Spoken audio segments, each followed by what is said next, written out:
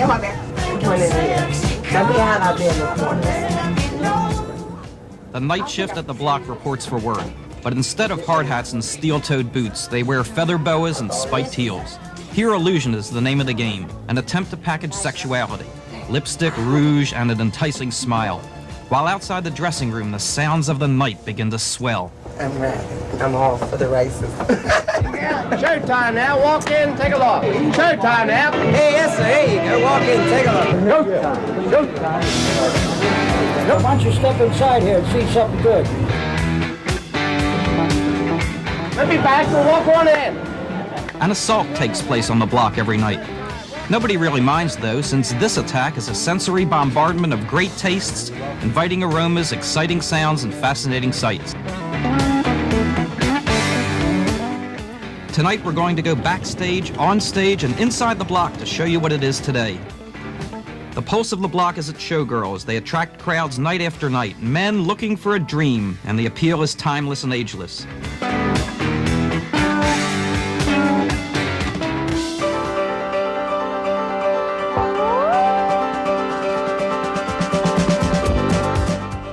Dancers on the block are like snowflakes. No two are the same. Yet when the spinning stops, they land on their feet for the same reason: money. What was it that actually made you decide to become a dancer down here? What made me decide? When I first came to Baltimore, I had a job as a barmaid during the day, and they didn't have any dancers, but they had them at night. And I ended up getting a little high one night, and they talked me into getting up on stage, and I found out how lucrative it was to be on stage as opposed to being behind the bar.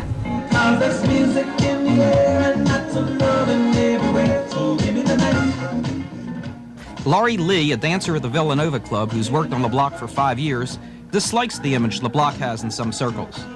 The assumption that every girl that works down here is of a reputation. How do you respond to criticism, to people you might meet who say something insulting about your job down here, maybe call you names because they think the block is nothing but a lot of loose morals and drinking and loose women? How do you deal with that? I don't value anybody's opinion of myself but my own. Mine is the only one that matters.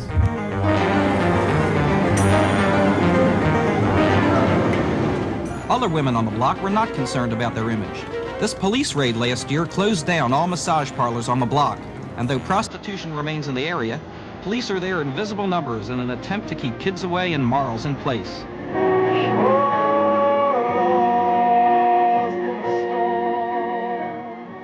Much of what we've seen so far has been the present formula for the block.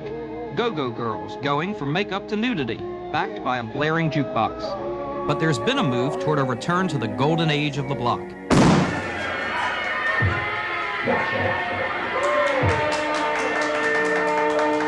Her name is Lady Splendor, and she's a show all by herself.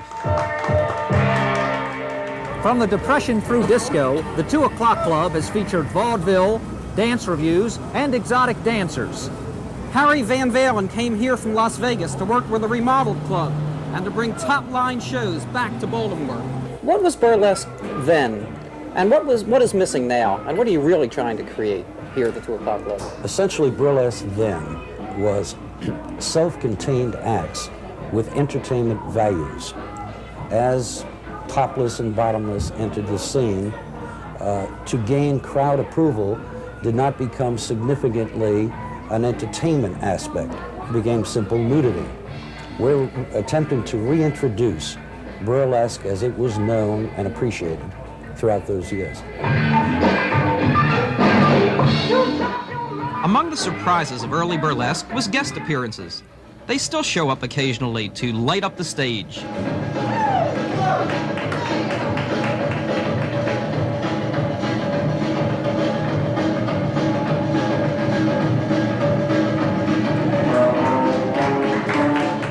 The 2 O'Clock Club isn't the only block night spot that's got a sense of history.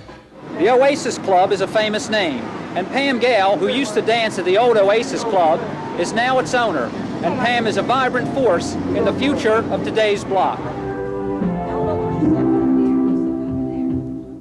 The night we were there, we found Pam teaching one of her dancers, China Doll, the subtle skills of exotic dancing. I want to bring back the art of stripping, like they did years ago, like the Pat Amber Holiday, which was a beautiful girl on stage, Arm of the Body. A lot of clubs have go-go girls. I'm not knocking that, but I just want to change. I want to go back into exotic dancing, and that's what the people want. Eye contact means a lot.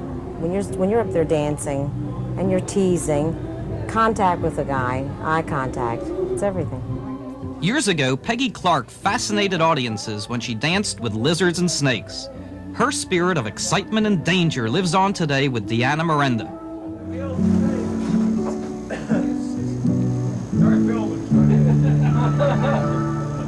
Get back, Deanna bought her first snake when she was 18 and a go-go dancer to put teeth into her act. Little did she know her act would put teeth into her. I was bitten 2 weeks ago. I had to go to the hospital. He bit me in my main artery on my right arm. I've been strangled a couple of times. It took 2 o'clock club I was working then. It took 2 owners and a bartender to get them off of me. It was 2 of them. The Block. It's people and places, and assault on the senses. Well, our visit's over, but we'll be back among the crowds that have been coming here for 50 years. Some come for a drink and to watch the dancing girls. Others, well, maybe they come for what James Caan said in his movie The Gambler, strange smells and the possibility of blood. But whether you think you're peeking into Desolation Row or looking at a little piece of paradise, the Block will remain. Perhaps Gary Sirota of the Midway Bar says it best. I love meeting the personalities and the characters. It's almost like Damon Runyon characters when he used to write about the crazy people years ago. They'd have his movies. Well, it's the same thing that he had is right here. We'll be back in a minute.